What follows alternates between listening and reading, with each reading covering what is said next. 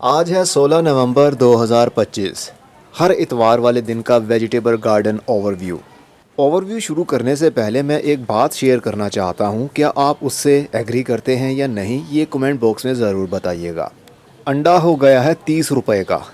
जैसे जैसे ठंड बढ़ती जाएगी वैसे वैसे अंडे महंगे होते जाएंगे। एक ज़माना था हर घर में कोई जानवर, मुर्गियाँ और पौधे यानी फसलें, घर का ही सब कुछ होता था। फिर एक ज़माना ऐसा आया, गांव में सब कुछ बेचकर शहरी ज़िंदगी में आकर बस गए लोग। और अब ऐसा ज़माना आ रहा है कि लौट कर दोबारा से गांव वाली लाइफ को ढूंढा जा रहा है। लेकिन शहरों में आकर बस जाने वाले लोग बहुत मुश्किल से अपने आप को दोबारा रिवर्स कर पाते हैं। अमीर लोग तो ऐसा ही कर रहे हैं कि कारोबार सारा शहरों में और ज़िंदगी गुजारने के लिए वो गांव का रुख कर रहे हैं, वहीं पर रह रहे हैं, वहीं पर उगा रहे हैं और ऑर्गेनिक उगाने की कोशिश भी कर रहे हैं। क्यों? क्योंकि ज़िंदगी को सेहतमंद बनाना है। अब आकर सबको रियलाइज़ हो रहा है, क्योंकि हम इंसान ज़िंदा रहते हैं बीमार रहने के लिए या फिर ज़िंदा रहते हैं तंदुरुस्त रहने के लिए। ये सवालिया निशान था और अब आकर ये सवालिया निशान ख़त्म होता हुआ नज़र आ रहा है और इंशाल्लाह ख़त्म हो ही जाएगा। सारे हेल्दी ज़िंदगी गुजारने लगेंगे, अच्छा खाएंगे, सेहतमंद खाएंगे तो सेहतमंद रहेंगे। तो बात शुरू हुई थी अंडे से। 30 रुपए का अंडा हो गया। हमारे घर में भी मुर्गियां होनी चाहिए। जैसा कि मैंने पहले कुछ साल पहले मुर्गियां रखी थी और अंडे आने शुरू हुए थे तो मैंने मुर्गियां किसी को गिफ्ट कर दी थी, क्योंकि बच्चे जब स्कूल से आते थे तो छत के ऊपर आ जाते थे, पढ़ाई की तरफ उनका फोकस हो नहीं पा रहा था, तो फिर मैंने वो मुर्गियाँ किसी को दे दी। लेकिन एक बात और भी शेयर करना चाहता हूँ, जो चीज़ हमारे पास होगी ना, हमारे बच्चे भी उसको देखते रहेंगे तो उनके लिए वो चीज़ आम हो जाएगी, एक ख़ास चीज़ नहीं रहेगी। कभी कभी जो चीज़ देखेंगे वो उनके लिए ख़ास रहेगी। इसलिए जो भी चीज़ें हों वो घर में रखें, जो रखने वाली हों। आपके बच्चों के लिए आने वाले टाइम में वो चीज़ें आम हो जाएंगी। जिस तरह हम रोटी खाते हैं, पानी पीते हैं, टीवी देखते हैं, ये सब हमारे लिए आम सी चीज़ें बन चुकी हैं। तो इंशाल्लाह मैं अब मुर्गियाँ भी रखूँगा और उनका खाना पीना बिल्कुल मुफ्त का होगा। जो सब्ज़ियाँ हम उगाएंगे, जिनका वेस्ट बचेगा, वो उठाकर हम अपनी मुर्गियों को खिला दिया करेंगे और बदले में वो हमें अंडे दिया करेंगी। चलिए, ये बातें कुछ ज़्यादा ही लंबी हो जाएंगी। तो जब भी मैं छत के ऊपर आता हूँ, बेगम साहिबा एक शॉपर मुझे पकड़ा देती हैं छिलकों का, क्योंकि मैंने उनको कहा जो हुआ है कि कोई भी छिलका अब घर से बाहर नहीं जाएगा। हमारे छिलके हैं, हमारे घर में ही रहेंगे और इन्हीं से कंपोस्ट बनेगी। यही फिर हमारी सब्जियों वाली मिट्टी में जाएंगी और फिर से हमें सब्जियां मिलेंगी और फिर से जो बचेगा वेस्ट वो दोबारा से कंपोस्ट बनेगा। तो ये गोभी के डंडे दे दिए उन्होंने। तो गोभी के डंडे काफ़ी हार्ड होते हैं, ये जल्दी डिकम्पोज नहीं होते। जो सख्त मटेरियल हो वो हरगिज़ आप अपनी कंपोस्ट बीन में इस्तेमाल मत करें। जो नरम हो या फिर जो जल्दी डिकम्पोज हो जाता हो वो कर सकते हैं। जैसे कि ये वाले डंडे छोटे छोटे से अगर आप कर लेंगे तो इनसे कंपोस्ट जल्दी बन जाएगी। लेकिन ये जो सख्त वाला मटेरियल होगा, इसको चाहे आप फेंक दें, क्योंकि घरों में इनको डिकम्पोज करना इतना भी आसान नहीं है। भले ही आप बैक्टीरिया लिक्विड क्यों ना यूज़ करें, लेकिन एक लिमिट होती है ना। वो बैक्टीरिया है, कोई ड्रिल मशीन थोड़ी है। तो कंपोस्ट बीन मेरी भर रही है। आपको याद होगा तकरीबन 2 या 2.5 साल पहले मैंने एक बड़ा सा ड्रम लिया था नीले रंग का, उसके अंदर कंपोस्ट बनाने का तरीका आपको बताया था। ये देखिए, ये मूली के पत्ते भी मैंने डाल दिए। जो भी मटेरियल डेली बेस पर डलता है ना, एक बार भरने के बाद फिर ऊपर से मैं मिट्टी या कंपोस्ट की एक लेयर कर देता हूँ, ये दब जाता है। फिर नया मटेरियल डालता हूँ, फिर इस तरह लेयर पर लेयर बनाता जाऊँगा। जब ये फिल हो जाएगा तो फिर किसी और ड्रम का इस्तेमाल करूँगा। वो वाला ड्रम, वो काफ़ी बड़ा ड्रम है, वो इस टेरेस पर पड़ा हुआ है। ये देखिए, यहाँ पर पड़ा हुआ है, लेकिन इसके अंदर राइस हस्क ऐश मैंने भरी हुई है। वो कुछ ही दिनों में खाली कर लूँगा और सारा किचन वेस्ट अब हमारा इस ड्रम के अंदर जाया करेगा और वहीं पर कंपोस्ट बना करेगी। तो अब बाकायदा आगाज़ करते हैं यहाँ से। 5 मिनट तो तकरीबन इन्हीं बातों में गुजर गए। तो मटर के पौधों की ग्रोथ अब शुरू है। अब देखिए, मैंने रस्सियाँ भी बांध दी हैं। 24 तारीख यानी 24 अक्टूबर वाले दिन मैंने इनके बीज लगाए थे और अब पौधे बड़े हो गए हैं। रस्सियाँ बांध दी हैं मैंने, ये इनके सहारे ऊपर चढ़ते जाएंगे और एक पौधा हमारा छोटा ही रह गया, लेकिन वो भी जल्दी बड़ा हो जाएगा। सर्दी बढ़ने की वजह से जो मिर्च के बीज मैंने लगाए थे उनको मैंने कवर कर दिया है, ताकि रात की सीधी सीधी ठंडक पत्तों के ऊपर या फिर मिट्टी के ऊपर ना आए। टेम्परेचर ज़्यादा ठंडा होने की वजह से बीज जल्दी उगता नहीं है। अगर उग जाए तो पौधे ज़्यादा ठंड की वजह से मर जाते हैं। तो इस तरह कवर करना ज़रूरी है। चुकंदर के पौधे सभी सही तरीके से ग्रोथ करना शुरू कर चुके हैं, लेकिन इनका जो राउंड है ना वो तभी सही बनेगा जब एक जगह पर सिर्फ एक पौधा ही लगा होगा। अभी किसी जगह पर 2 पौधे लगे हैं, किसी में 3 पौधे लगे हैं, लेकिन जैसे जैसे ये बड़े हो रहे हैं ना, मैं सिर्फ एक पौधा रख रहा हूँ और बाकियों को निकाल दूँगा। और ये भी चुकंदर के पौधे अपने पाँव पर खड़े हैं, अच्छी ग्रोथ कर रहे हैं। ये वो हैं जिनको मैंने बाद में ट्रांसप्लांट किया था। और खाने वाले टमाटर भी मैंने लगा दिए हैं। टमाटर तो वैसे सारे ही खाने वाले होते हैं। ये वो हैं जो लाल रंग के होंगे, बड़े होंगे, मोटे होंगे, हमारे किचन में जैसे इस्तेमाल होते हैं। उनकी ग्रोथ देखिए अब पत्तों की शुरू हो चुकी है। आने वाले टाइम में ये बड़े हो जाएंगे। पता है पिछले दिनों 400 रुपये के 1 किलो मिल रहे थे टमाटर। तो मैंने टमाटर इतने ज़्यादा पौधे लगा दिए हैं कि फरवरी से मार्च के महीने में जब आप देखेंगे इस गार्डन में दूसरे इतने पौधे नहीं होंगे जितने टमाटर के रंग बिरंगे पौधे आप देखेंगे। और टमाटर भी लगे होंगे।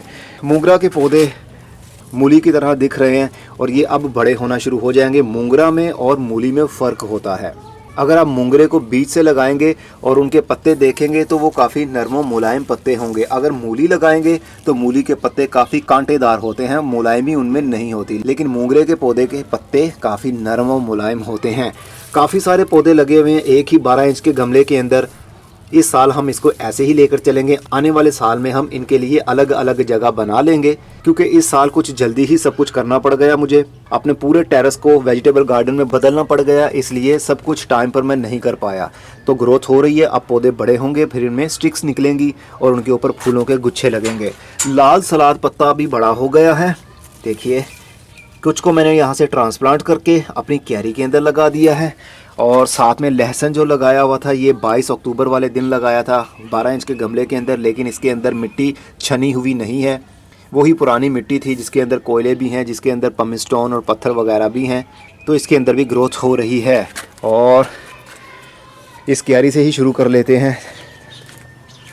कल ही मैंने पिछले संडे को आपने देखा था ये बिल्कुल क्यारी खाली थी, मिट्टी नहीं थी। इसमें शॉपर लगाकर इसको वाटरप्रूफ बनाया और फिर इसके अंदर मिट्टी छान कर भर दी। अब इसके अंदर सभी में टमाटर के पौधे ही मैंने लगा दिए हैं। टमाटर कौन से, रंग बिरंगे टमाटर, कलरफुल टमाटर होंगे ये। अब कौन से पौधे को कौन सा टमाटर लगेगा ये तो जब ये तभी पता चल पाएगा। ये मैंने 18 पौधे 1-1 फुट के फासले पर लगा दिए हैं। अभी भी जगह है, इन किनारों पर हम कुछ और लगाएंगे। ये भी जगह है, यहाँ पर भी कुछ और लगा देंगे। मैंने छोटे छोटे से पौधों को ही ट्रांसप्लांट कर दिया है, क्योंकि अब ठंड के दिन शुरू हो रहे हैं ना, तो ठंड की वजह से पत्ते एक साइड पर झुककर जल्दी मरते नहीं हैं, क्योंकि मौसम ठंडा होता है, हवा में भी ठंडक होती है। इस क्यारी के अंदर मैंने देसी लहसुन भी लगा दिया था। अब ये देखिए उनकी ग्रोथ भी शुरू हो चुकी है। ग्रीन ग्रीन सी स्टेम्स आपको दिख रही हैं। आने वाले टाइम में ये और भी बड़ी हो जाएंगी। अगले संडे तक इनकी स्टेम्स काफ़ी बड़ी हो जाएंगी, 3 से 4 इंच की तो हो ही जाएंगी। इसमें देसी लहसुन है, यहाँ पर टमाटर के पौधे हैं, यहाँ पर बंद गोभी के पौधे मैंने कल ही ट्रांसप्लांट किए हैं। छोटे छोटे से पौधे हैं, आने वाले दिनों में ये बड़े होते हुए हमें दिखेंगे। और साथ में पाक चोए के बहुत सारे पौधे मैंने ट्रांसप्लांट कर दिए हैं। पूरी लाइन ही ये पाक चोए की है। और उसके साथ है प्याज की पनीरी, छोटी छोटी सी पनीरी थी, वो भी मैंने यहाँ पर ट्रांसप्लांट कर दी है। और इसके बाद इस क्यारी के अंदर भी लहसुन है। यहाँ पर ये वो लहसुन है जो चाइना वाला लहसुन हमें मिलता है ना, बड़ा बड़ा मोटा मोटा सा, ये वो है। और जो पहले दिखाया वो देसी लहसुन है, जो पिंकिश कलर का होता है ना, काफ़ी हेल्दी होता है वो, तो उसको भी मैंने लगा दिया। ये चाइना वाला भी लगा दिया। देखेंगे कौन सा बड़ा होता है, किसकी हार्वेस्टिंग ज़्यादा होगी। तो इन सभी लहसुन के पौधों की ग्रोथ भी हो रही है। साथ में मैंने ब्रोकली के पौधों को भी लगा दिया था।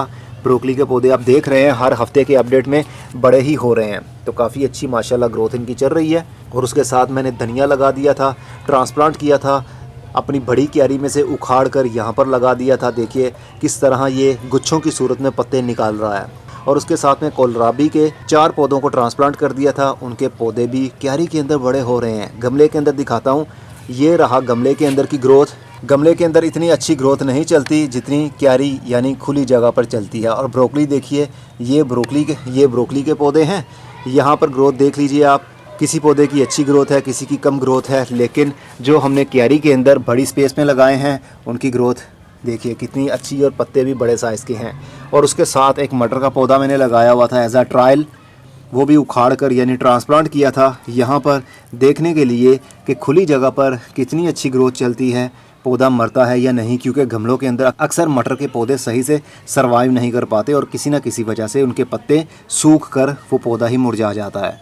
और उसके साथ मैंने लाल सलाद पत्ता के यहाँ पर ट्रांसप्लांट कर दिए थे। ये पूरी क्यारी की लाइन में मैंने लाल सलाद पत्ता ही लगा दिया है। तकरीबन 1 से 1.5 महीने के बाद ये क्यारी इतनी खूबसूरत लगेगी कि जैसी आप तस्वीरों में देखते हैं, बिल्कुल वैसे ही रेस्ड बेड मैंने बनाए हैं।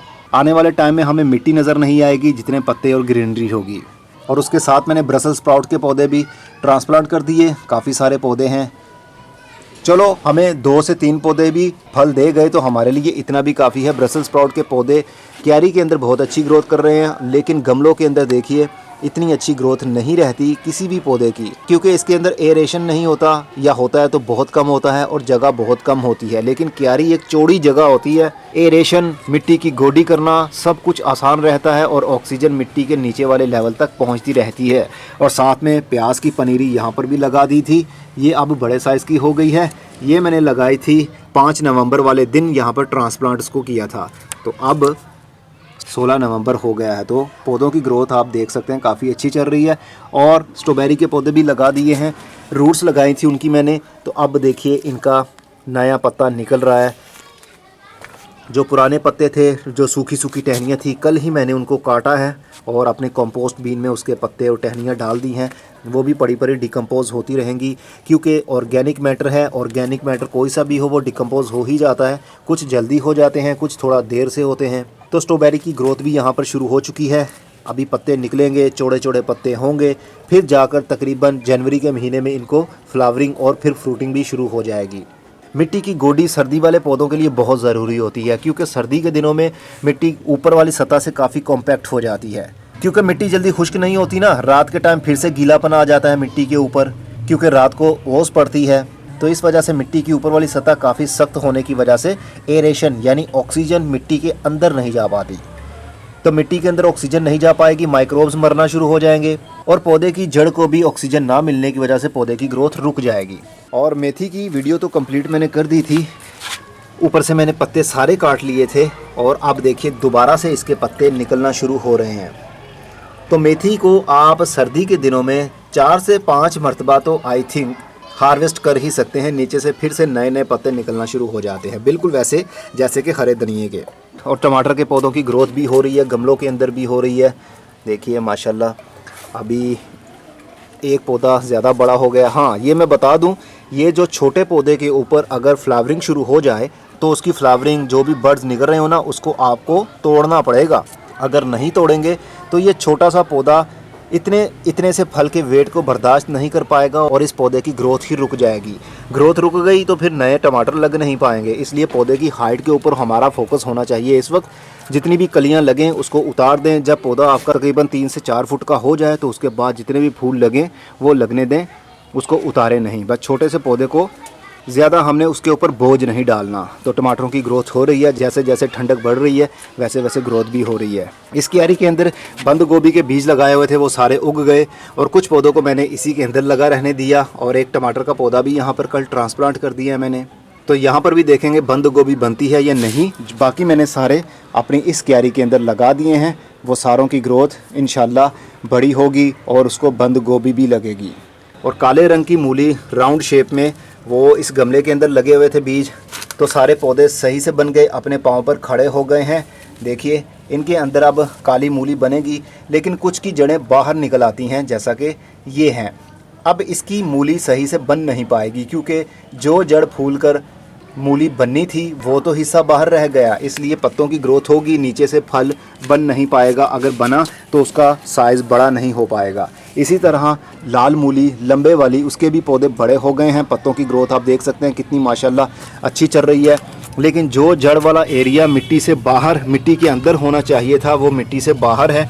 तो देखिए यहाँ से ये जड़ फूलकर मूली बननी थी। जिस तरह सफ़ेद मूली होती है ना, उसी तरह की ये मूली होगी, लेकिन इसका ऊपर से कवर लाल होगा, अंदर से ये सफ़ेद होगी। तो जो पौधे इस तरह के रह जाएं उनका साइज सही बन नहीं पाएगा, और जो पौधा अपने पाँव पर सही खड़ा रहे, मतलब पत्ते जहाँ से निकल रहे हैं वो हिस्सा मिट्टी से बाहर रहे और उसके बाद वाला हिस्सा मिट्टी के अंदर रहने की वजह से ही वो फूल कर जड़ एक फल की सूरत ले लेती है। इसीलिए मैंने एक्सपेरिमेंट के लिए कुछ बीज यहाँ पर भी डाले थे, इन गमलों के अंदर भी लगाए थे। आधा इंच मैंने मिट्टी के अंदर दबा दिया था उनको, ताकि हमें अंदाज़ा हो पाए कि आधा इंच मिट्टी के अंदर लगाने की वजह से जैसे ही बीज से पौधा बाहर निकलेगा तो उसके पत्ते सही तरीके से आएंगे। लेकिन इनमें से भी कुछ पौधे लंबे हो गए हैं, इसका मतलब कि ज़्यादा गहराई में बीज दबाने से कोई फ़ायदा नहीं हो रहा। तो इसको हम एक और नए तरीके से लेकर चल सकते हैं। जैसा आप देख सकते हैं मिट्टी मैंने ज़्यादा गमलों में फिल नहीं की, खाली हैं गमले। अब क्या करूँगा मैं, जो पौधे एक साइड पर लटक रहे हैं ना, जो हिस्सा मिट्टी के अंदर होना चाहिए ना, जड़ वाला, पत्तों के नीचे वाला एरिया, वो अब मिट्टी से बाहर है। तो अब मैं क्या करूँगा, थोड़ी थोड़ी सी मिट्टी लूँगा और इन पौधों के साइडों पर डाल दूँगा, ताकि जहाँ से पत्तों की ग्रोथ ख़त्म हो रही है उससे नीचे वाला हिस्सा मिट्टी के अंदर होना चाहिए, वही फूल कर फल बनता है। तो इसलिए मैंने गमलों को फुल मिट्टी से नहीं भरा था। अब इसके अंदर मैं मिट्टी डाल दूंगा। देखिए यहाँ पर शलजम के कितने सारे पौधे बन गए हैं, लेकिन ये भी हालत वैसी ही हो गई है इनकी, लंबे हो गए हैं पौधे। अब मैं मिट्टी से हल्का हल्का इनको फिल कर दूंगा तो इनकी ग्रोथ ऐसी होगी जैसी मैं दिखा रहा था आपको, इस तरह की। इस तरह हो जाएगा तो फिर फल मिट्टी के नीचे भी बनना शुरू हो जाएगा। तो मिट्टी से फिल करना ज़रूरी है। इसमें आपके लिए सीखने को बहुत कुछ था।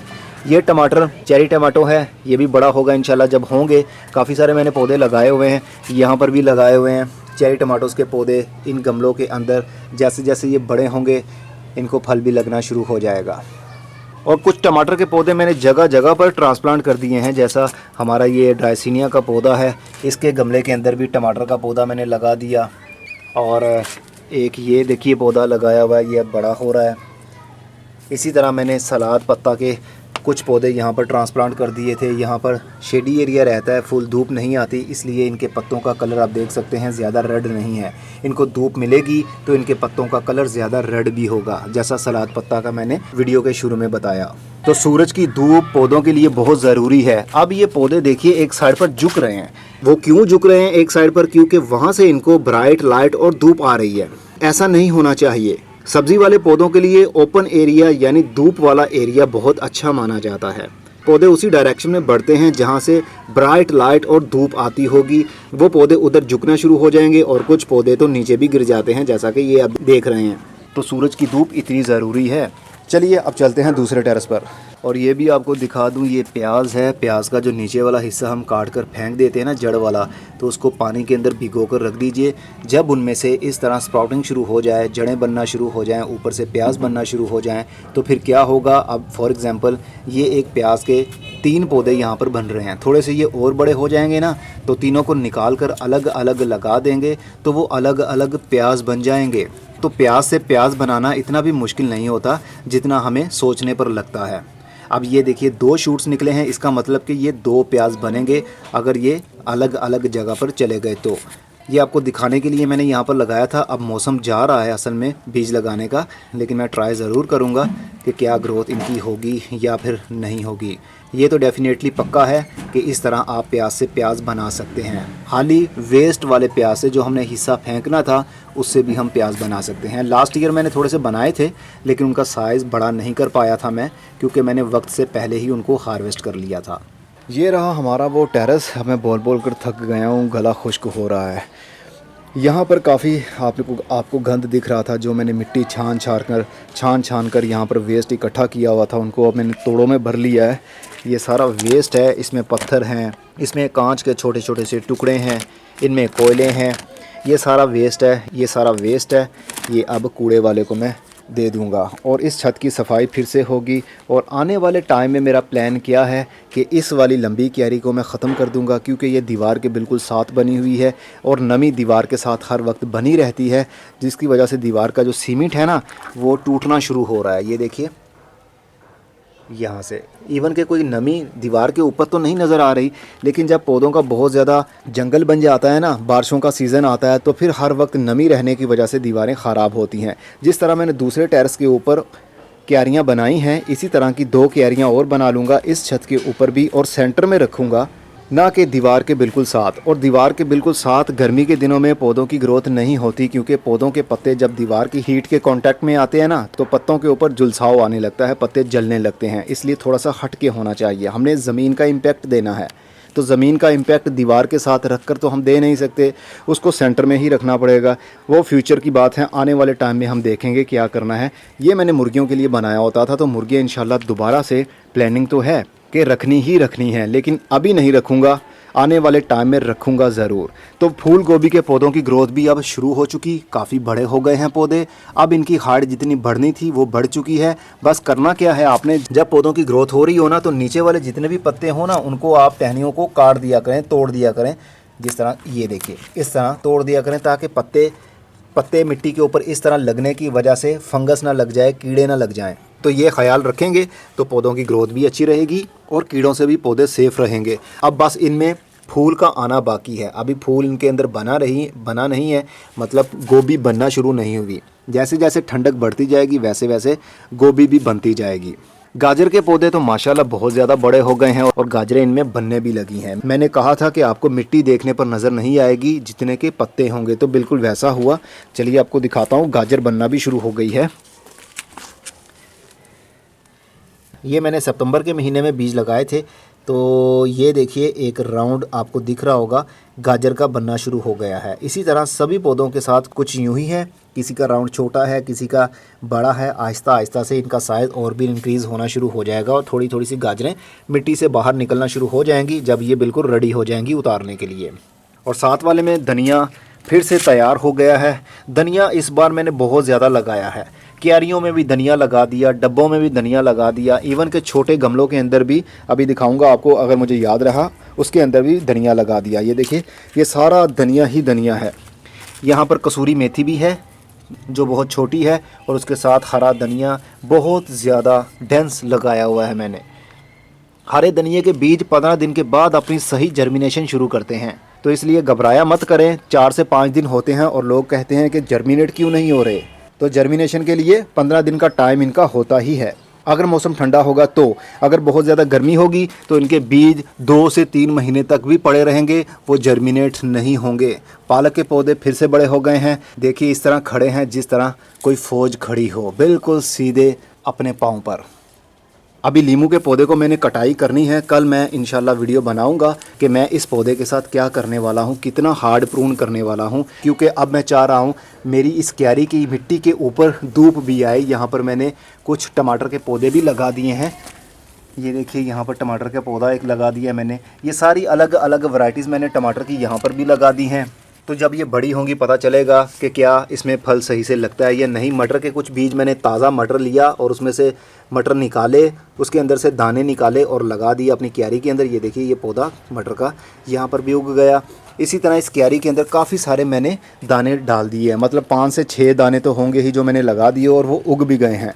मकई के पौधे भी अब बड़े हो गए हैं, 1 फुट से हाइट इनकी बढ़ना शुरू हो गई है। ये देखिए काफ़ी अच्छे अंदाज से ये बढ़ रहा है। टमाटर के पौधे यहाँ पर भी हैं और शलजम के पौधे भी अब बड़े हो गए। इनके पत्ते आप देखिए कितने माशाल्लाह बड़े बड़े साइज़ के हो गए, मेरे हाथ से भी बड़ा पत्ता इनका हो गया है। और इसके नीचे शलजम भी अब बनना शुरू हो रहा होगा, क्योंकि जैसे जैसे ठंडक बढ़ती जाएगी वैसे वैसे मिट्टी के नीचे शलजम भी बनता जाएगा। ये देखिए जनाब, ये राउंड आपको दिख रहे होंगे, ये 2 पौधे साथ साथ में लगे हुए हैं, तो इन दोनों के साथ में नीचे फल बनना शुरू हो गया है। जो पत्ते बहुत ज़्यादा बड़े होकर लटक जाएं या फिर मिट्टी के साथ टच होने लगें, उनको आप तोड़ दिया करें, उनको रखने का कोई फ़ायदा नहीं है। फंगल इन्फेक्शन इस तरह ज़्यादा बढ़ सकता है, कीड़े आपके पौधे के ऊपर भी हमला कर सकते हैं। तो शलजम की ग्रोथ भी हो रही है, मूली की ग्रोथ भी हो रही है, लेकिन मूली अभी तक बनी नहीं होगी। आने वाले दिनों में वो बनेगी। जैसे जैसे ठंडक बढ़ती जाएगी वैसे वैसे मूली का साइज़ बड़ा होता जाएगा और फिर वो मूली मिट्टी से बाहर निकलना शुरू हो जाएगी। फिर हमें देखकर ही अंदाज़ा हो जाएगा कि मूली अब हार्वेस्टिंग के लिए बिल्कुल रेडी हो चुकी है। और मैंने एक टमाटर का पौधा यहाँ पर भी लगा दिया, जो गुलाब का गमला था इसके अंदर भी, क्योंकि ये बड़ा ग्रो बैग है, इसके अंदर भी टमाटर का पौधा लगा दिया। आने वाले टाइम में सबसे ज़्यादा मेरी कोशिश यही होगी कि ज़्यादा से ज़्यादा सब्ज़ियाँ लगाऊँ। छत के ऊपर हमारे हर गमले के अंदर, हर क्यारी के अंदर कोई ना कोई पौधा लगा हो और सब्ज़ी दे रहा हो, चाहे वो फल दे रहा हो चाहे वो पत्ते दे रहा हो। गुलाब के पौधे देखिए कितना ज़बरदस्त इसका फूल खिला हुआ। जैसे जैसे ठंडक बढ़ती जाएगी वैसे वैसे इनकी पेटल्स मोटी होती जाएंगी और थिक होती जाएंगी और देर तक टिकी रहेंगी पौधे के ऊपर और खुशबू भी खूब देंगी। मेरे पास जितनी भी मिट्टी थी ना वो सारी मैंने अब छान ली है। अब मेरे पास और छानने वाली कोई मिट्टी नहीं रही। बस कुछ पुराने गमलों के अंदर जो पौधे लगे हुए हैं उनकी मिट्टी छानने वाली है, लेकिन उनमें ऑलरेडी पहले से ही पौधे लगे हुए हैं। जब ये पौधे ख़त्म हो जाएंगे तो फिर इनकी मिट्टी भी छान कर मैं दोबारा से गमलों के अंदर भर लूँगा। बस अब यही मिट्टी मेरे पास रह गई है, लेकिन अभी इसको मैं हाथ नहीं लगाने वाला। वो आने वाले टाइम में जब मेरा प्लान बनेगा तभी वो करूँगा। फ़िलहाल के लिए तो अभी इसको छेड़ने के काबिल नहीं हूँ मैं, मतलब हिम्मत नहीं है ना। तो ये था आज का ओवरव्यू। आपकी सब्जियों की ग्रोथ कैसी चल रही है कमेंट बॉक्स में ज़रूर बताइएगा। अब मैं चलता हूँ, कल मैं मिलूँगा अपने इस लेमन प्लांट के साथ। इसकी हार्ड प्रूनिंग मैंने करनी है। पूरे का पूरा जो आपको दरख्त दिख रहा है ना, इसको मैं काटने वाला हूँ। कैसे काटना है ज़रूर सीखिएगा कल की वीडियो में, यानी मंडे वाले दिन। खुदा हाफिज़।